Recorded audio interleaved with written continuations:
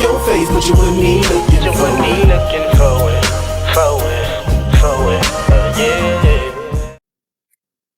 Yo, we back with yet another episode of your favorite podcast on book, on the tube, or whatever. Soon to be one of the most favorite.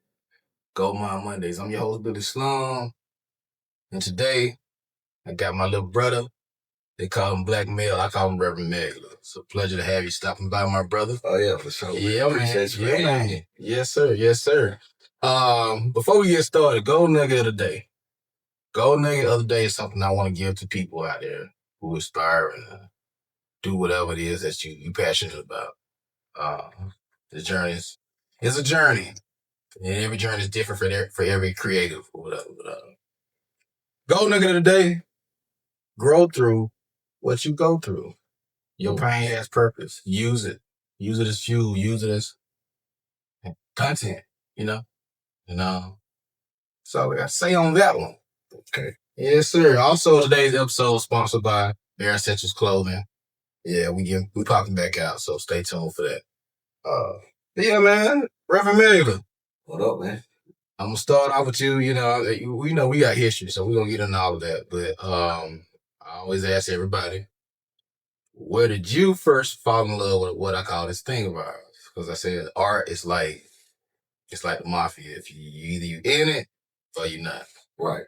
You know what I mean? So when that creative spirit hits you, what was your first recollection of that? So mine kind of date back early on, man. I know my auntie used to always tell me I'd be like 3 years old, walking around the house saying, because instead of I used to always say my, but I'd be like, my route. Mine go route just like my daddy.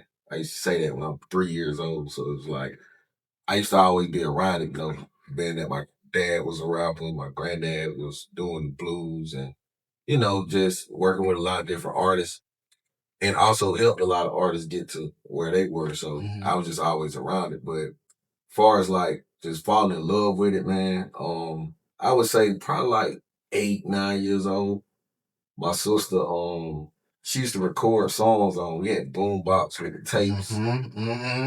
So, classic. They were doing that and they showed me how to rap, just how to, write a 16 and stuff like that. So it just became. So it was your siblings that helped formulate this thing. So like we used to all be in the house, it'd be like 8, 9 of us all together. You know what I'm saying? Sisters, brothers, cousins, we all in there. And everybody was just rapping. We didn't really have much to do, so it was like let's just find something creative.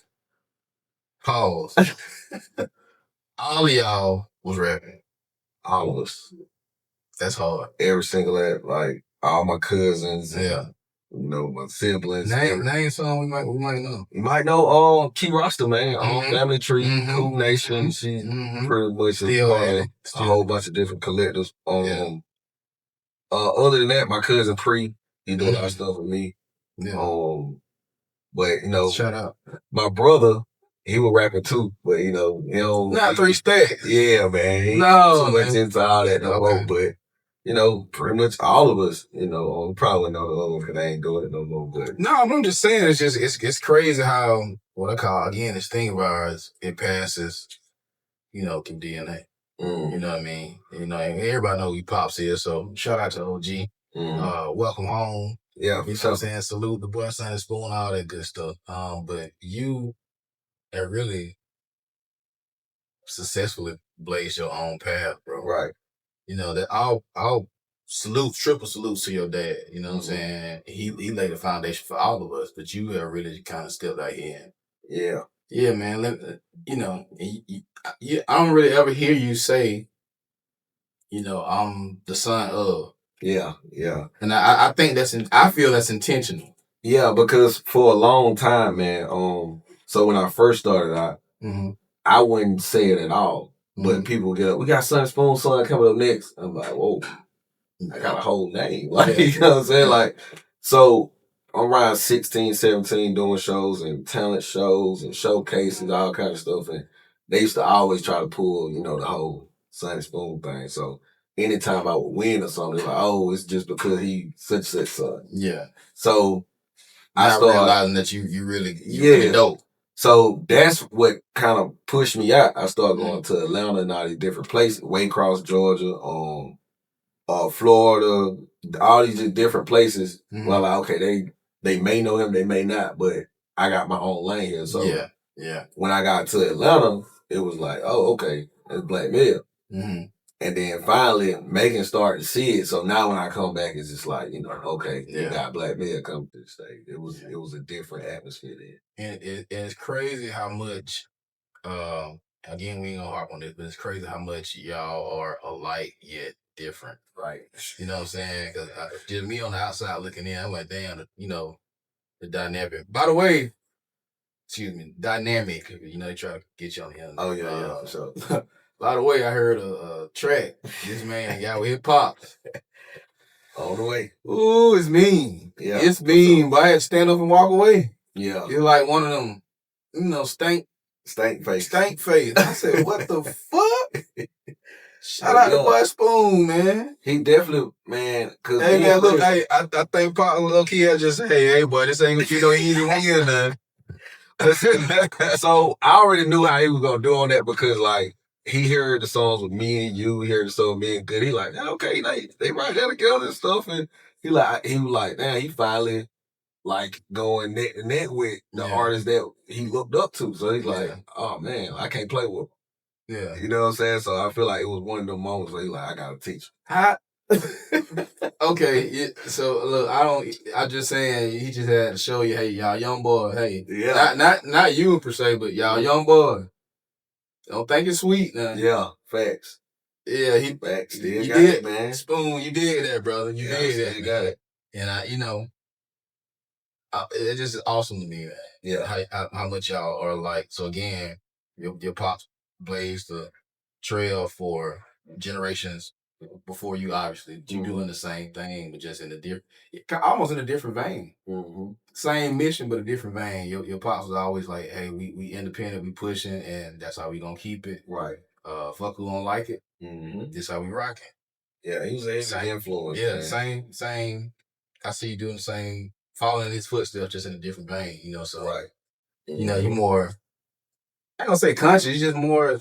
That's what they call it. I accepted it. Me too, because people try to say, hey, somebody told me the other day that I was a conscious rapper. I said, well, damn. Yeah. They hearing something different than what You know what's crazy? When they look at our cipher, they say, oh, this is the conscious cipher. We conscious? Hey, man. It's one of the times I feel like, hey, if you know, you know. I mean, everybody ain't gonna get it, bro. Yeah. You can't. And I feel like I always been a thinker. I ain't gonna necessarily say my content is, I don't know. We can go on a tangent. But now I'm gonna say this though, we can be done with it. I just feel like we saying a lot of the same things that the other guys saying, it just in a more clever and creative way. So they look at that and feel like, oh, that's conscious rap. Because you could have just said, oh, do. But instead we flipped it and made it sound more, creative. So I feel like that's all it is. Different type of sauce and wordplay. A little more poetic, maybe. Yeah. I dig it, bro. I dig it, my brother. We got a segment on Goldmine that we call a gumbo pot. Okay. And it's not about like a top 5 or who's better than who or whatever. It's like gumbo is a dish made of many things. You know what I'm saying? I think primarily originated in New Orleans, maybe. Right, New Orleans. So it could be whatever you want it to be. Right. Essentially. Okay. So if someone was to break down a pot of Blacc Mel gumbo, what type of influences are we gonna find? And it doesn't have to be confined to just one genre. You saying music? Just music, whatever influenced you and your sound personally. Not about a top 5 this or something like that. All right, so I'm gonna say this. Like early on, I didn't even listen to like a lot of rap. So like some of my heavily influences was like rock and roll music. Stuff Red Hot Chili Peppers. what's the group called? The Eagles. My dad gave me the Eagles vinyl. And I used to listen to that. I sampled a lot of it. Then I switched over to reggae. I was heavy on Bougie Bunton, Julian Marley, of course Bob Marley. Well, all the Marleys just about. Yeah. But mainly Julian, Bob, and Damien. And then, as far as the hip hop and all that, it was more so the Nas's, the Jay-Z. It took me a minute to get on Jay-Z because I was such a Nas fan. But Okay. the Nas's, the Jay-Z's, Tupac, of course, that's the number one. My sister used to play a lot of R&B. She used to play a lot of R&B. I'm talking about like the kiddish stuff, when you had the B2Ks and all that, and the Sierras and all that. But I also was listening to like the earlier stuff, the Teddy Pendergrass, the Curtis Mayfield. Like I got Curtis Mayfield albums on my phone to this day. It's just it's a lot, man. Like I got a lot of. It's crazy. My bad. Go ahead. But yeah, like a lot of stuff around here as well. Like I was listening to y'all, like the Mud Hole, and when you went solo, the whole Billy Slum run, 1412 album had a big impact on me. Fire Chief, of course my pops, and really, honestly, my cousin Pre, he was like the real reason I wanted to rap, because like we were doing the ciphers and stuff in high school, man. Everybody just gravitated him like easy. He was that guy. I was like, dang, okay. Yeah. But it was all because of rap. So like, yeah, I want to do that. Yeah. But, yeah. Okay. I dig it, man. Yeah. So it's funny just listening to you break down your personal gumbo pot, because as you start naming out stuff, I'm kind of visual. Well, not, I guess you could say visualizing hearing your production style. And I can see that. Yeah. I can see that in your production. Yeah, a lot of the samples are rock and roll, old school, like R&B. I don't even know if that was called R&B then, like with Curtis Mayfield. I don't really know. Soul. Yeah. Soul. Stuff like that. Talking about the struggle, man. Mm-hmm. Yeah, man. Interesting. Okay. Learn a little bit more about the Mellular, man. Yeah, man. Yeah, man. So on the production side, man, give me some of your favorites. They can be, regional to our area, or you can have a separate list of some of your favorites from the area. But as far as like industry production, who are some of your favorites? Okay, so number one in my book, hands down, I'm always go Organized Noise. Because I followed the entire story. Like, dude, they would go outside, record something, scraping it, and then add it in the beat. I'm like, who was thinking of this right at the time? So it's like improvising, man. A lot of stuff they were doing was just unheard of at the time. So definitely Organized Noise, some of my favorite producers of all time. And then I'm gonna have to go. Let's see. I want to say Pimp C. Pimp C, because he was doing a lot of the UGK stuff early on. And, a lot of people don't know this, but Pimp C was credited for, like, the loud snare. So, like, the little, like the trap snare that people are used to now and accustomed to. Like, that's a Pimp C derivative. That came from Pimp C. And, like, a lot of snares I use are the same as the one he was using. Yeah. So, that really inspired me. Trash Schematics. Shut up. Got to Trash Schematics. I think he don't get enough credit. I don't feel like he Trash Schematics. And he just like, he's super duper humble, man. Yeah, he don't. For sure. He could really floss his resume a little bit. Man, Trasky I used to come to the studio, man. He'd be showing me checks and stuff, and when he got paid from beats from Juicy J and all these different people. And I'm like, dang, like, I'm a kid. So I was like, oh, man, I could really do that too. Yeah. But yeah, he was really working with a lot of big names and stuff. He was just so cool and chill about it. You wouldn't even think nothing of it. You wouldn't know. Oh, man. Unless you just know. Mm-hmm. Yeah.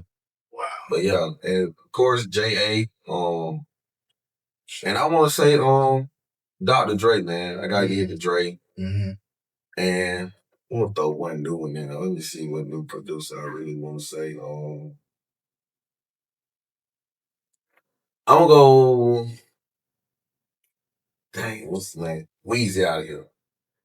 Because he do a lot of the Gunna stuff and Young Thug stuff, but like it ain't even too much about what they say. It's about the beats, like they just sound grand. You know what I'm saying? So yeah, I love beats that sound they so full and they sound grand, like it's something big about to happen.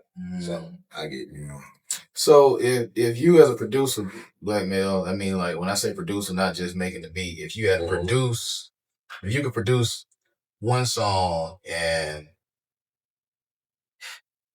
put anybody you wanted on it, it doesn't have to be you, but it's produced by you. You don't have to. I would think It's your dream, just your dream production. This is what we speaking into the atmosphere. What would be your dream production? If I had to make a dream production, I would make a beat for Andre with Ross and Jay-Z together. I would love to see that combination together. 3 Stacks, Ross, Hov, and Ross. Yeah. All right, so anytime Ross involved, the beat, the production got to be, Yeah. eloquent. Yeah. Cause that boy, say what you want to say about him. Yeah. Yeah. The nigga production, he don't Go miss. crazy every time. He don't miss the production. I feel like anytime him and Jay-Z came together, like the production just got bigger. Yeah. Like with The Devil Is a Lie, then you got the Freemason, then you got anytime Jay-Z and Rick Ross came together, I was mind blown. Like it's some of my favorite songs from his catalog. So you would have to dip in that And grand. then, yeah. So when him and Rick Ross and 3 Stacks came together, I'm like, oh man, that 16 ain't enough. It's like it had a lot going on, but it was like subtle throughout the beat. So you didn't really, it wasn't clashing or nothing like that. Everything just flowed together with it. So I love to see that. And I would love to make it. Hey man, we like to speak things into existence around these parts, man. Yeah, man, they all still here. They all still living, so it's still possible. Yeah. I heard it says whisper that Hov working on something. Yeah, I heard that too. Yeah. I heard that too. Yeah, man. Yeah, man. So you a busy man in these streets. We know you for the music. We know you for the production. You back in the clothing world. Speak on that, man.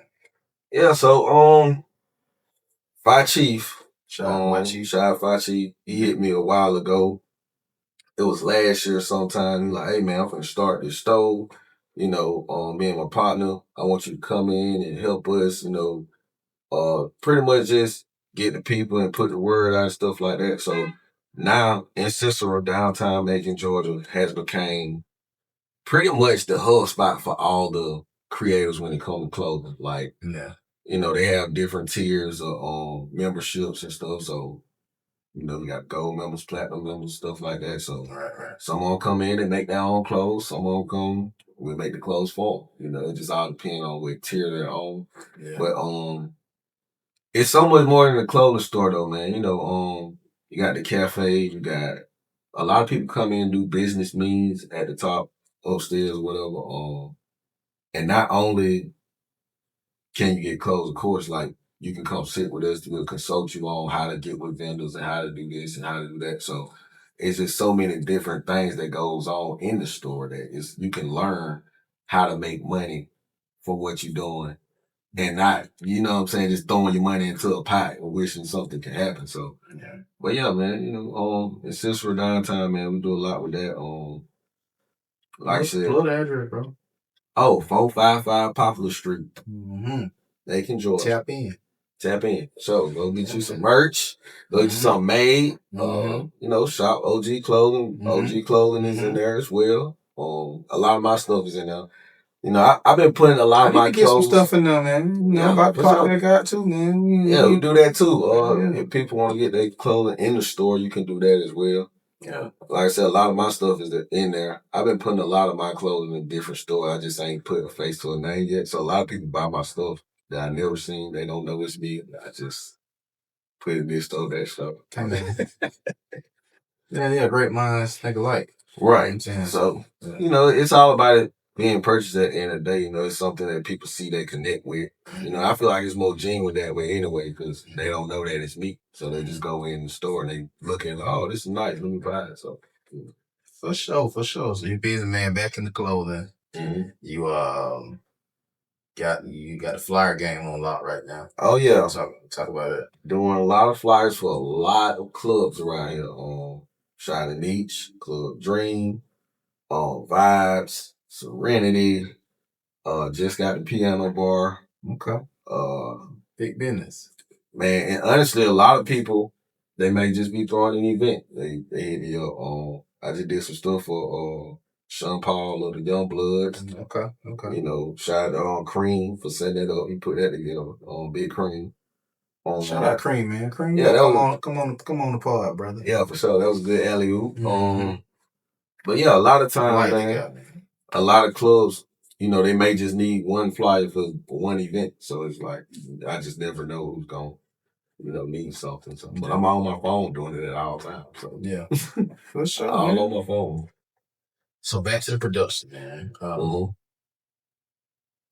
Give me a list of your favorite songs that you produce from any artist around the way, around our region. Songs that I produce for any artist? Yeah.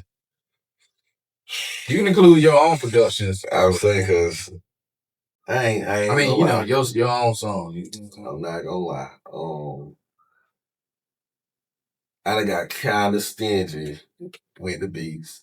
I have. I can honestly say that. So I really haven't been producing for too many people. And a lot of times, I don't know, I think I be in my head too much like, oh, he might not like that, he might not like, you know what I'm saying? So, but I am looking to work with more artists. Like I got beats now where I'm like, okay, I can give this to a Escovo or a Big Cream or, we can work on something together. Or I can build it from scratch. So you ain't got nothing that you produced thus far. You ain't got to be whatever you produce in the future could replace what you say. Yeah. But I'm saying, you saying as far as like my top, your top production that you produce already that's already out there. Like people can go whatever you say, they can go pull it up and listen to it right now. Okay, so I want to say "Hustle for Us" from the which album was it? Reap the Harvest. Okay, Hustle for Us. Hustle for Us. It's because like I said, I sampled Red Hot Chili Peppers, and it really was just one little riff. I think it was the guitar solo. Matter of fact, it was a guitar solo at the very end. And then, I just don't tell me. But yeah, so, Hustle for Us from Reap the Harvest. By the way, man, how many albums you got? 20. Yeah, 20 albums right now. And like 5 on the way to be released. So, okay. Yeah. Hard working man, show business right here, man. I'm gonna say the stuff that's out though, because a lot of my new stuff is my favorite stuff. Yeah. Okay. As far as I said thus far, that's been released thus far. So yeah. Matter of fact, Party by Key Roster. Okay. That's probably one of the first beats I ever made. And I really was just trying something. She told me what she wanted. She already knew what sample she had in mind. So I'm like, you know what, I just make it. I sat on her sister living room floor and just made her own beat. So Party by Key Roster. That's one of my favorite songs. Let's see. That's already out.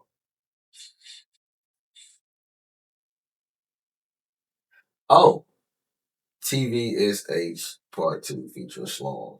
Because when I made that beat, I was like, it was kind of something different for me. Whether people feel like that or not. But for me, like sonically, it was something I hadn't really tried before. Especially on the production side. But when I made that, I was like, oh, okay. I really could do something with this one. But it took me into a whole other song. Hey, man, thank you for having me on that one too. Yeah, for sure. That's one of my favorite songs. What is it? Daydreaming Part. No, that's not daydreaming. It's A Dream Not Lived. And I say for the fifth, I want to say, What Is That About featuring Doe Bush. Okay. I never tried that like that was Sunday. You know, I had got hooked on the whole Detroit sign, the whole sped up Ah, yeah. So I was like, yeah, that was something different for me, but I really love that song too. So Okay. that would be my vibe. Cool. Anything else we got to promote or know from the good brother Blacc Mel? As of right now, man, I'm just gonna say stay tuned because, like I said, I got about 5 albums just sitting wait. I'm probably not releasing anything until Crad on me now because we got a whole project together. Mm-hmm. But probably the end of this year. But I'm aiming for next year. Okay. Yeah, What makes you put out so much content, man? I'm trying to slow down. Yeah, so I'm trying to slow down and just. I always remember looking at interviews of like Pimp C and Tupac, and they be like, "Oh, I recorded 6 songs a day. Oh, I recorded 10 songs a day." And they, you know, it's just like whatever's in you at that time. Mm-hmm. You know, they just have to let it out. So it'd be times where I think when I first made the Red Cup Chronicles, that was like I was downtown a lot. I was going out, I was doing this and that, but I always had that Red Cup with me. So I was like, you know what? I just went in the studio. I've seen you in action. Yeah. I just went in the studio one night and I recorded that whole album that night. So I was like, you know, that's just how I feel. I was like, okay, let me turn on this one. But I was drinking the whole time and with my Red Cup. So I just kept it going. But now it's one of the things where like if something really hits me, I just go and make like matter of fact, rest in peace, Jay Young, forever young, man. The day he died, I went in the studio, I made 5 songs. Nothing in relation to, you know, what was going on. Yeah. It just I had a conversation with him like a week prior. Yeah. And he was on me about, you know, continue doing what I'm doing and all this and that. And I'm like, dang, like that really spoke to me. So like that's all I could hear that entire night. I went in and I made 5 songs that night. I'm like, I'm just gonna hold them for a minute. So but a lot of them just be scattered all over the place. And it's dope and it speaks to who he was. Again, rest in peace, brother. Oh yeah. And as well to the children. Mm-hmm. Yeah. Sad situation, but it speaks to who he was. You said that y'all's last conversation was him encouraging you. Oh yeah, it impacted like tremendously. Yeah, I've been moving. People don't understand how important that is to have somebody speak life in you. Yeah, man. We sat and talked for 2 hours, and I was like, dang, you need them kind of people, man. The journey get heavy, bro. Yeah. It really was chewing me out too. I'm like, okay, but you know, it's one of them things where it's like you can see it in you. Yeah, like this my brother, and I can take it from him. Like he can say that, and I can be okay with that. Yeah. So yeah. Rest in peace, Jay. Rest in peace, y'all, man. Forever y'all. For sure. When it's all said and done, man. What do you want people to remember most about the discography of Blacc Mel, the artist? I think mostly, man, with everything I do, not just with the music, I think it has more so to do with bringing people together.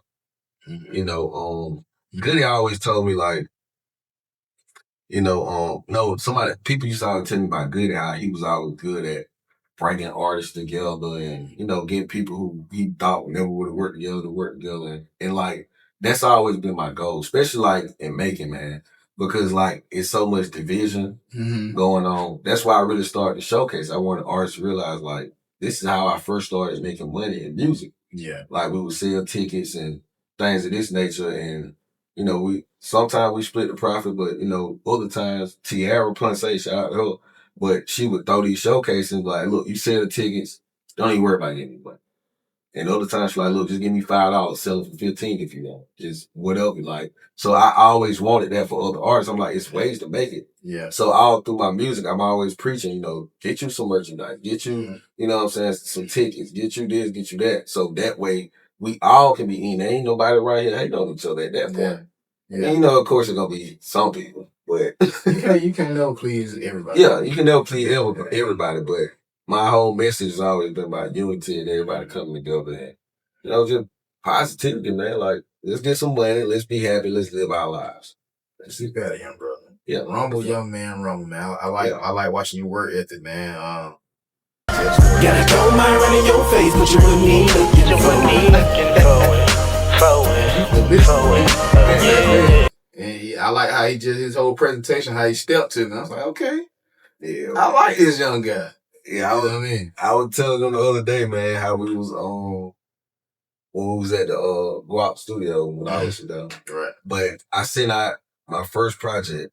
Well, it really was my second, but it was the first one I really like spent money on. So I was like, I gotta get this heard. But I sent it to all my favorite artists right here. And you were one of them. And he never responded. I said, God, slow. So yeah, that's why when I see don't do like that, baby. I had to come up on it because like, but see, that was a good thing though, because I didn't feel like it was rejection. I feel like it was one of them things like it needs a different approach. Because a lot of people don't see that inbox. I ain't gonna lie, like it's people that hit me on now, like, hey, bro, I've been hearing you for months. I'm like, I never saw it. Like, especially like if we're not friends or whatever. So a lot of stuff go to the messenger requests and just don't see it. But yeah, it was one of them things I took with a grain of salt. Like, when we finally met, I'm like, oh, this song. It was one of the people I looked up to, so I know, like, he's a busy man. He got other stuff going on. Man, sometimes I don't see messages. Yeah. I can't say for sure whether I saw that or not. Right. But hey, we met anyway. Yeah, we met. And we met how we were supposed to. Yeah. See what I'm saying? So So we got several collabs and been working together ever since. Mm-hmm. We even had a studio together. Yeah. For sure. So yeah, man. Yeah, man. I like watching your work ethic, man. Just to how you, because people say they're gonna do one thing and then nothing ever come up, right? Right. I watched you say, hey, I'm gonna do this, and you did it. Mm-hmm. By yourself, I don't know. You just always stayed continuously on your consistency is key, man. Yeah. For sure. And I can hear the growth in your lyrical content, wordplay. I hear the growth in all that. I hear growth in the production from the first CD you gave me till now. Right. So it's all about consistency and elevation, bro. And I'm proud of you watching you do it. Appreciate it, man. Yeah, man. So from me to you, Goldmine Mondays, we salute and we support Blacc Mel, man. For sure. Yeah, man. It ain't even about no city shit. I'm just talking about period, just good music. You know what I'm saying? Even though of course we love our city and we're gonna represent where we from. It's not about that. People always say he the such and such of Macon. He the such and such of. Yeah, man. I want to take that whole stigma away, man. We just artists. Right. Y'all marginalized. Because you can find our music in the same outlets you find these other artists. So essentially we just artists. Right. With maybe not as large of a fan base. That's it. That's pretty much it. Yeah. So just all about perspective, man, and just continue to do what you do. Because y'all inspire me, bro. Just watching y'all do it, like, I might hear some dope shit from you or a Goody or whoever, or whooping scene, and all right, I might, jot me a little something, I like to be continuously exposed to good music and consistency and people who really want to represent the art and love the art. Everybody want to make money, of course, but people who passionate about their art, I connect with it. Yeah. Man, about the art form, I connect with whatever they're doing, man. So salute, continued salutations to you, brother. Appreciate it, man. And I ain't got nothing else to say, man. It's the little brother Blacc Mel, Billy Sloan. This Goldmine Mondays, and Mondays. That's what it is. We out. Yes, sir. Got a gold mine running your face, but you wouldn't need looking forward.